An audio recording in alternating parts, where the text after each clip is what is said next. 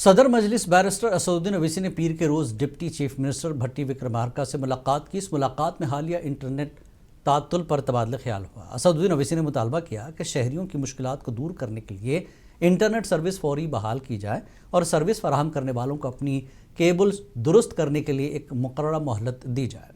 इस मौके पर मजलिस के रुकन असम्बली अहमद बिन अब्दुल्ला बलाला भी उनके हमरा मौजूद थे।